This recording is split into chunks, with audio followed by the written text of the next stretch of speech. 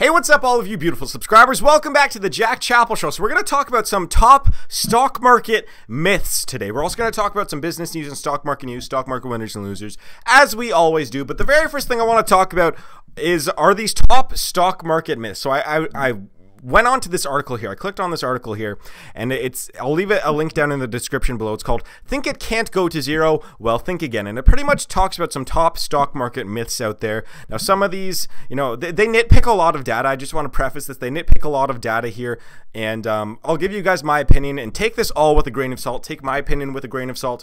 As I always say, take this article with a grain of salt, and just do your own homework on all of these here. But anyways, let's start off with this first myth that this article talks about here.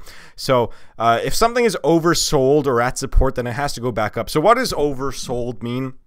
Pretty much means that, let's say a company stock is at $100 a share, okay? It's at $100 a share, and then maybe a bad news article comes out and says, hey, this company has had some really bad business practices for this, this, and this, and this, and because of, some bad news or some short-term panic in the stock market, the stock drops sharply down to a point where essentially it drops down below what the company is actually worth.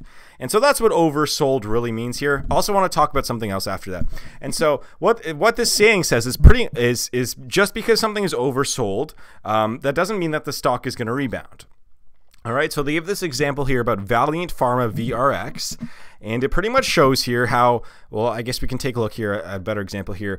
In July 31st, 2015, the stock was at $257 per share, $257 per share, and it dropped down, and it's currently sitting at, what, $13 a share. It's dropped down roughly 95%, and it has essentially been oversold over the past few years.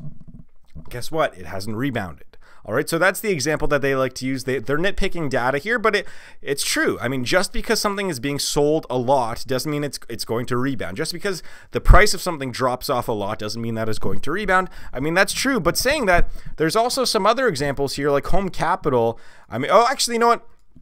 I want to talk about something else here too, and here's also another way which I took this. Now, that's the literal way of taking that saying here. You can also take that saying as like, okay, just because a company is being sold off a lot, it can also, when a company is going downhill, a lot of the times they will actually try to take out debt and try to attract investors and try to sell equity to give the company an additional runway, okay?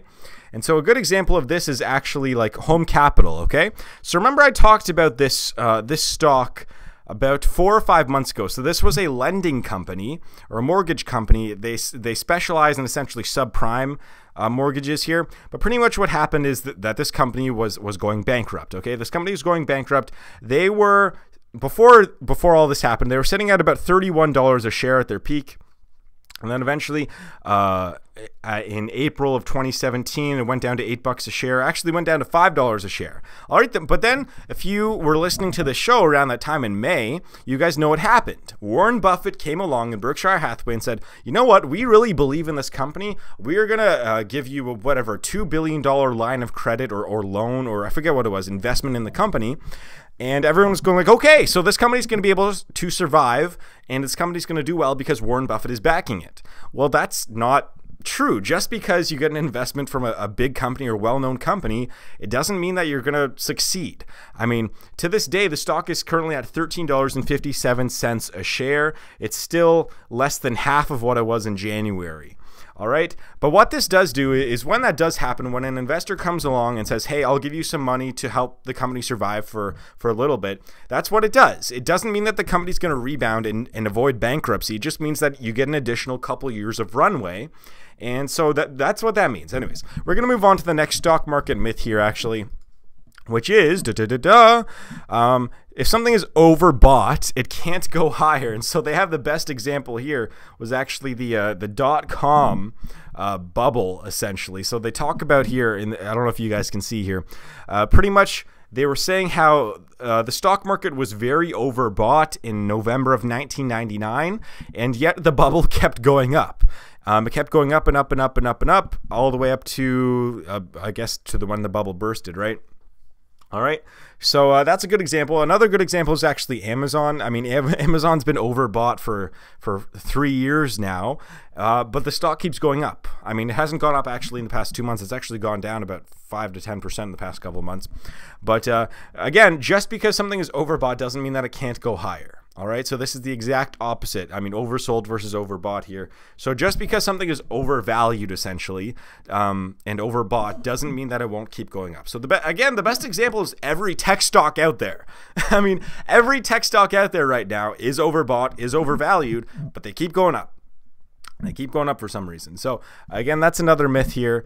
Now, eventually, usually this is followed by some sort of correction, as we saw with the bubble bursting, the NASDAQ bursting in 2001 here. So if you see something like this, then just be aware that that's usually a sign of a bubble. Okay, we're actually going to talk about that in a little bit. Bubbles.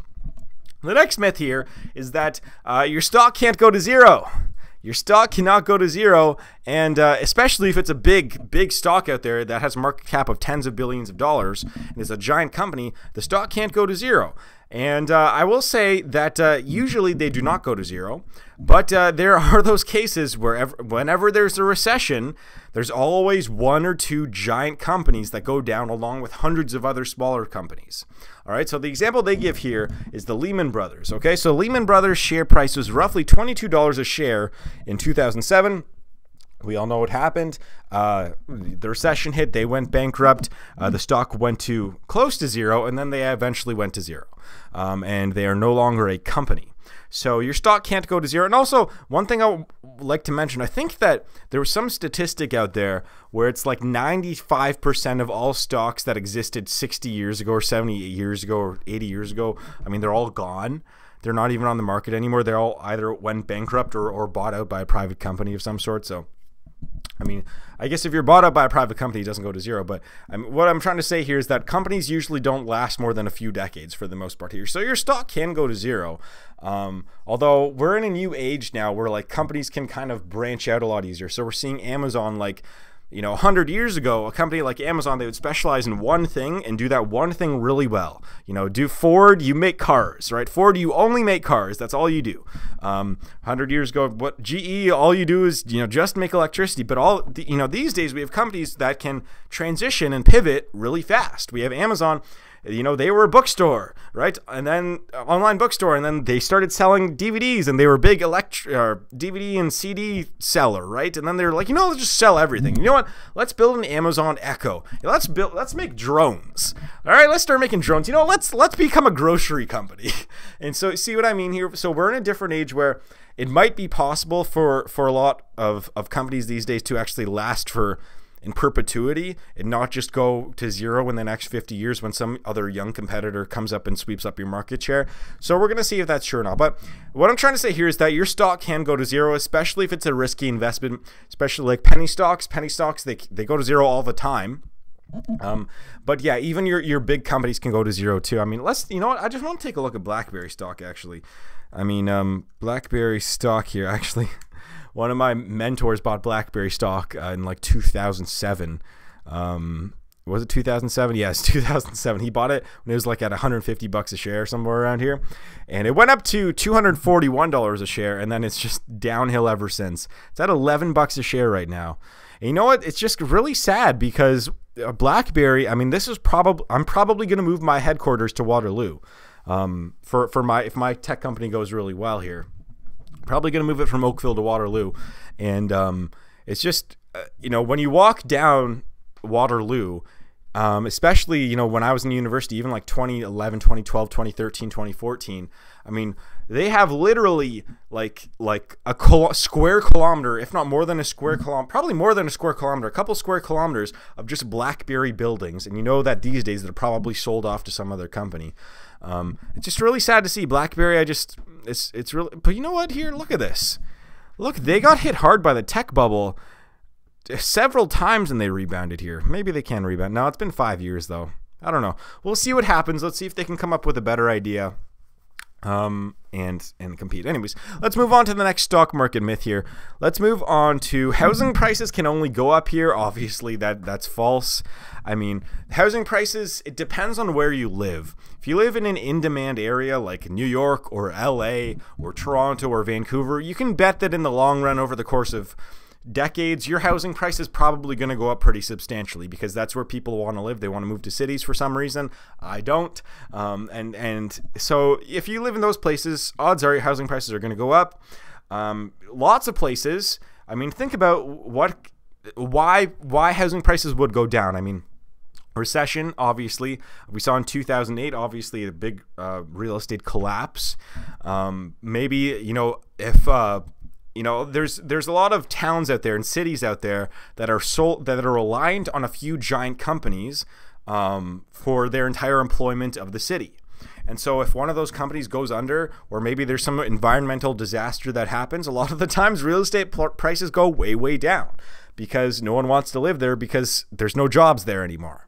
All right, so it solely depends on where you live. Housing prices, you know, as long as you're in an area which is relatively has been known over the past 100 years to like attract people and make people want to move there, housing prices will go up. But on a macro scale here, they like, this is the example they give here.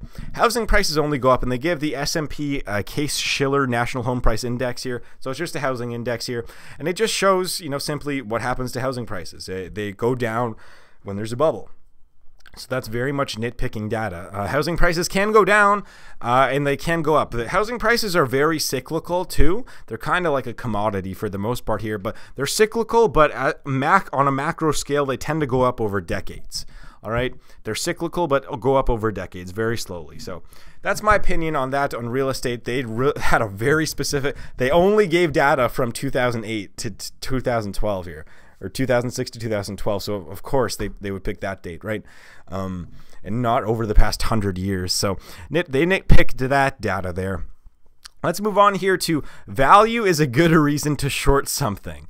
And so they give this example here of Amazon here. So again, I was saying for years and years and years, Amazon's so overvalued, I wouldn't buy them as a stock. And well, if you listen to me in 2015, when Amazon had a PE ratio of 1,000, when they were actually losing money, when they had quarterly losses, people still really liked them as a company. They were overvalued, and guess what? The stock has shot up since then, and guess what? They're still overvalued. I mean, it's kind of funny. Look at this scale here. This scale is the PE ratio of Amazon, and so they had a PE ratio of 1,052 in 2015 or 2015, late 2015. Their PE ratio was 1,000.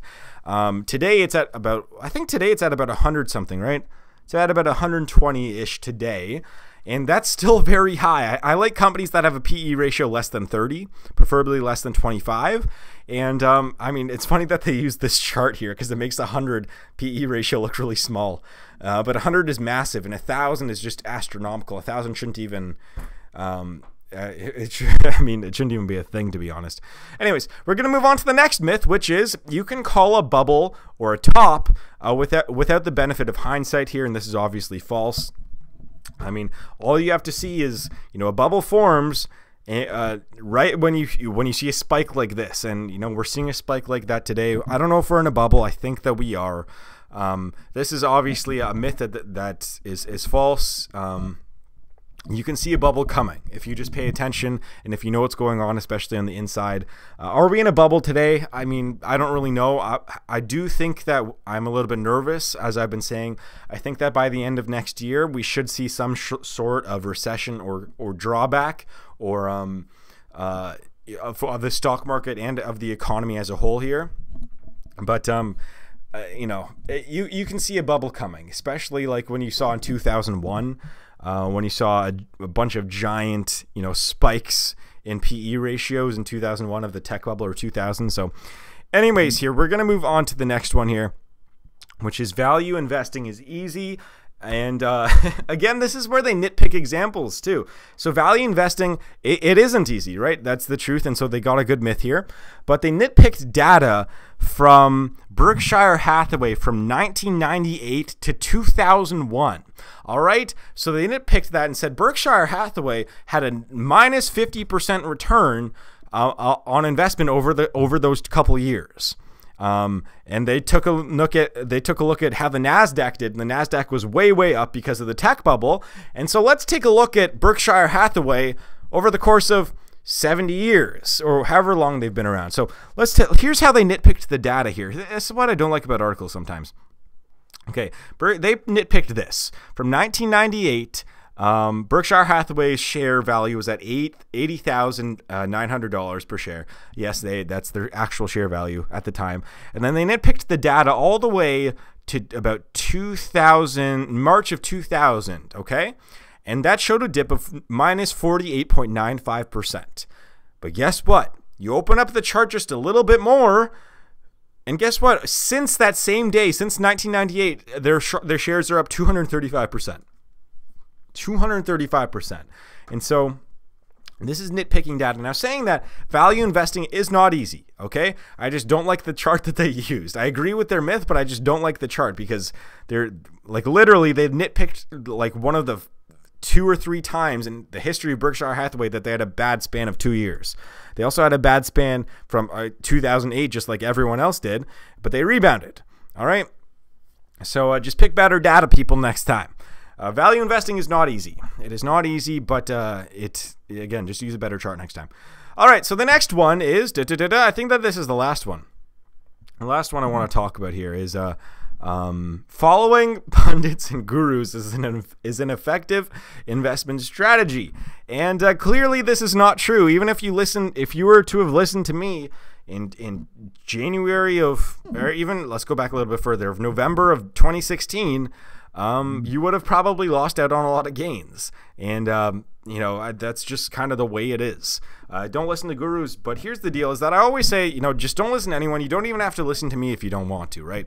I think that my investing strategy is fairly good. For the most part, it's fairly safe and usually has steady returns in the long run.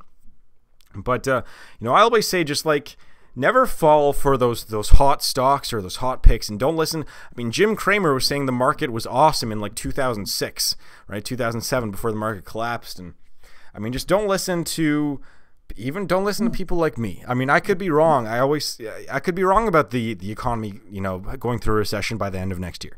I don't really know. I don't really know what's going to happen just based on history of economics. We don't go more than 10 years without having some sort of recession, and we're going to be at year 10 for the economic cycle next year. So we should have, statistically speaking, of 400 years of data, we should have a recession coming next year. But I don't really know. Again, you don't have to listen to me. And again, don't listen to stock pickers out there, and don't listen. Just have your own safe investment strategy and develop it on your own. Develop tools so you can invest on your own and have a good return. So anyways, those are some stock market myths that I wanted to talk about here. Let's move on to some news here. We'll hopefully get through this quick. I don't want this video to be too long here. So pretty much someone went on the CNBC, some stock picker, some guy who runs some sort of fund, I guess.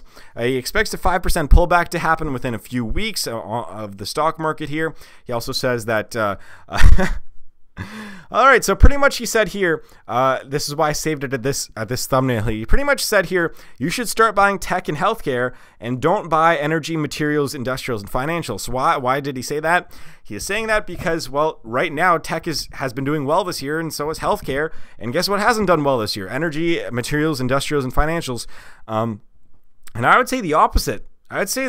Guys. I mean, if you're planning on investing for the long term, if you're planning on investing for the next 5 to 10 years, I mean, I would invest in energy and materials and industrials and financials. You're getting them, and tech is at a peak right now. It must be close to a peak. I mean, tech keeps going way up and way up and way up and way up and way up. I don't know if it's sustainable or not. So I would pretty much swap the data that he said here. That's what I would be investing in. But yeah, so what do you guys think of that? Let me know in the comments down below. What sectors do you think are strong right now? What do you think you should invest in? Do you think that some sectors will rebound? Just let me know in the comments down below. All right, let's move on to, we'll give my voice a 1-minute break here. I want to talk about this Trump tax relief for companies overseas, and we're just going to play this video here. Just listen to the audio. I'm not going to blow this up or anything. He talks about, for a minute here, and then I'll give you my opinion on it. That's parked overseas. Because trillions of dollars in wealth that's parked overseas. Because of our high tax rate and horrible, outdated, bureaucratic rules, large companies that do business overseas will often park their profits offshore to avoid paying a high United States tax if the money is brought back home. So they leave the money over there. The amount of money we're talking about is anywhere from $3 to $5 trillion. Can you believe that?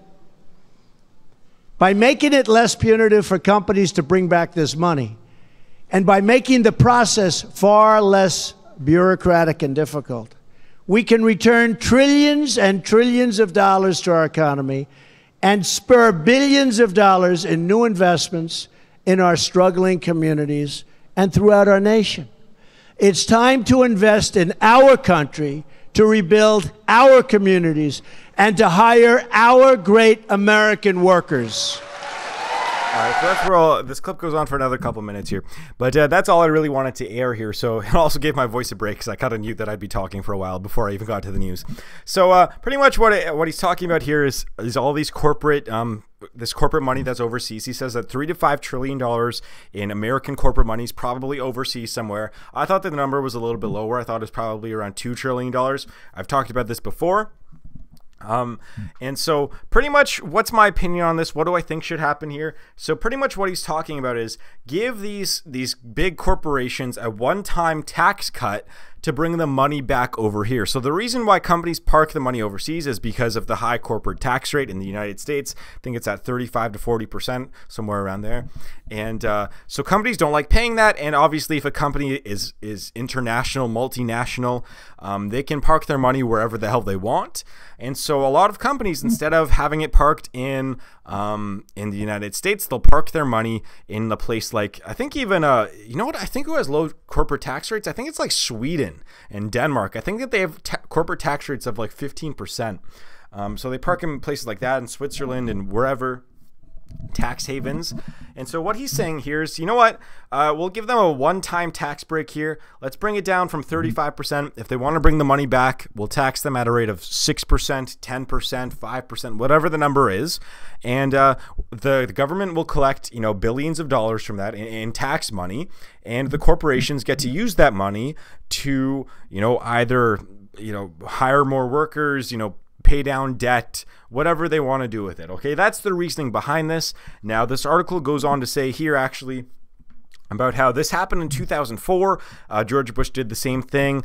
He gave them a one-time tax break, a 5% corporate tax to bring the money back, 5.25% here. 800 companies took part in this, 5 big ones in Pfizer, Merck, Hewlett Packard, Johnson & Johnson, and IBM. They brought their money back. And they used a lot of that money to actually either pay down debt, you know, do balance sheet stuff, balance the balance sheet, regulate the balance sheet, and they gave a lot of money to shareholders. And so a lot of people don't like that. A lot of people don't like that they use their money to give it to shareholders. And I kind of say it as, you know what? I mean, I understand. I mean, it's probably not the ideal situation here, but the government's still collecting tax money that would go to another country. I mean, the company is able to pay down their debt, so the company will be able to be sustainable in the United States for a longer time. If they don't have debt, they may be able to use some additional capital for investments, and they pay down shareholders, and a large portion of the shareholders are, you know, big financial companies that hold 401ks and are responsible for your portfolio for the most part, for a lot of 50 and 60-year-old portfolios. So a lot of the times that, you know, it might add 0.1% to your portfolio if you're a 45-year-old person with a 401k. So anyways, my opinion on this is, I mean, I'd probably do this if I were him. I'd just give a one-time tax break. Companies can bring that back their money if they want to. A lot of people would be angry about that. Why don't you just force everyone to pay a 40% tax on corporations? And why don't you force them, or else you can't sell in the United States? Well, that's going to be really bad for the economy in the long run. So I agree with what he's trying to do here.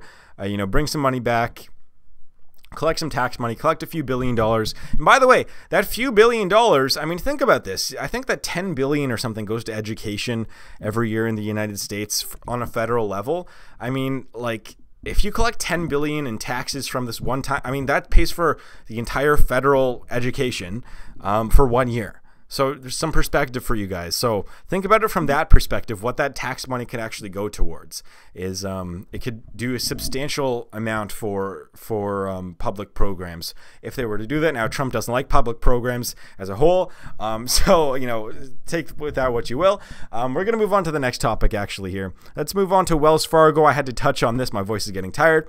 Wells Fargo, they've had this scandal that's been going on for a couple of years now, where I'll just give you some background information on it. So Wells Fargo, they pretty much had this policy several years ago. I think it was actually might have been a decade ago, since January 2009. Yeah, January 2009, where pretty much they were saying, look, all of you salespeople out there, you either need to sell this amount of accounts or you're fired. And that was actually their policy. And so what did the salespeople do when they couldn't hit their quota? Well, instead of losing their job, these middle-class people losing their job, they created fake accounts. Fake accounts unknowingly, customers were charged small fees and had fake accounts that they didn't know about, that they didn't open. And so Wells Fargo, they announced that there were 2 million accounts created. They thought that there were about 2 million accounts created, and that number is actually 3.5 million. So that number is increased 67% after some further digging here. So I thought I'd update you guys on that. And man, these are just some bad business practices here. I mean, like, imagine firing people because you don't hit a quota. I mean, think about this. That's kind of like what the people in law enforcement do with tickets. There's actually, I mean, this is 100% true. I mean, I have two friends that are police officers. Well, they're different. They don't really do too much traffic stuff right now. They're doing a lot of different stuff. But it's 100% true. Police forces have quotas for tickets. And if you don't, I guess you aren't fired because you're part of the union. But I mean, should that be a thing? Should you have quotas for certain things, or else you lose your job, or you lose money or bonuses or whatever? I mean, I understand if you're an underperforming salesman, you can fire them. But you shouldn't have minimum quotas. You should just be like, as a boss, just look at it. Hey, are you bringing in more money than you're costing me? That's what you should look at. And maybe you give them a strike or two or whatever. And then if they aren't performing, then you can let them go. And you would have good reasoning for that. But don't be like, hey, you have to have this amount of accounts in this quarter or else you're fired. That's just poor business practices there. So hopefully Wells Fargo gets hit with another few $1 million in fines, and we can move on from that story.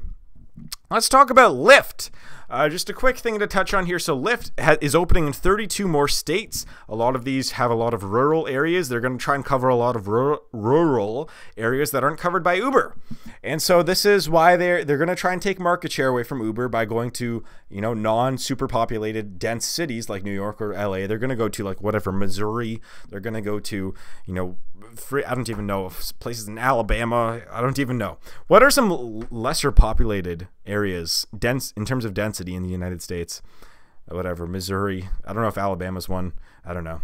I don't even know. I cannot name all the states off the top of my head because I am Canadian.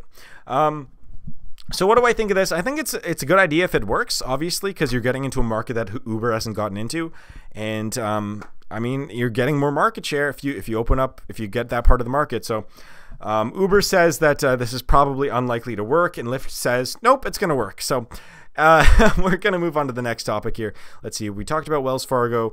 Let's talk about. Do you want to talk about Macy's here? Oh no, I wanted to talk about Deliv. So Deliv is a middleman company that I did not know about And so what Deliv is doing is it's connecting drivers in a delivery service to big retailers so that they can sell stuff online and deliver it in one day. Really, really, really good idea, but they are a middleman, so we're going to see how long this lasts. So what they're trying to do is essentially, like, look, Macy's, if you were to buy something online from Sears or Macy's or whatever, any of those dying big companies, what happens is they have two options, one of which is, you know, they send it through the mail, which is the classic way. They send it through the mail. It gets to your house in a week, 5 days, 3 days, 14 days. All right. That's however long it would take UPS or USPS or whatever. All right, so that's how they were doing it, but now they're using Deliv, this delivery service, saying, okay, we'll charge you, you know, a little bit more, but we can deliver it to your customer's house in less than a day, 24 hours, 1 or 2 days. And so this is actually a really cool service because, I mean, this is why I want to talk about it. For me, I'm setting up my e-commerce marketplace. It's so close to, I'm so close to being a launch. I need to actually do the branding. I settled branding last, which is kind of funny. Yeah, anyways, I found a way to kind of, you know, sell stuff online and kind of do a quick delivery. I'm going to do a trial, some trial delivery, 24-hour delivery in like Toronto, Oakville, Waterloo, Hamilton, and just kind of around this area where the office is here. And hopefully that'll get going. The trial hopefully will get going within the next few months. Hopefully the site will be up within 1 month, but we're getting close. We're getting close for me launching, and it's kind of cool because I'm going to cut out the middleman here. I'm going to try not even use like Canada Post or USPS or UPS. I'm going to try to deliver stuff within the company, which is it's really, really, really exciting here. So I wish I could say more about how, but I think that it's just a more efficient way, a very much more efficient way of what Amazon is kind of doing right now with how they can deliver stuff to your house in 24 hours. So anyways, I think that's going to wrap this video up here. I'd like to thank you very much for watching. You can check out my stock market program in the link below if you wish to check that out and learn how to set up your account and see my portfolio. I haven't updated that in a while. My apologies for that. And if you want to check out the Wealth Accelerator and so on, all of that is in the link down below. But for now, I'd like to thank you very much for watching. You're all very beautiful people, and I'll see you guys in the next video.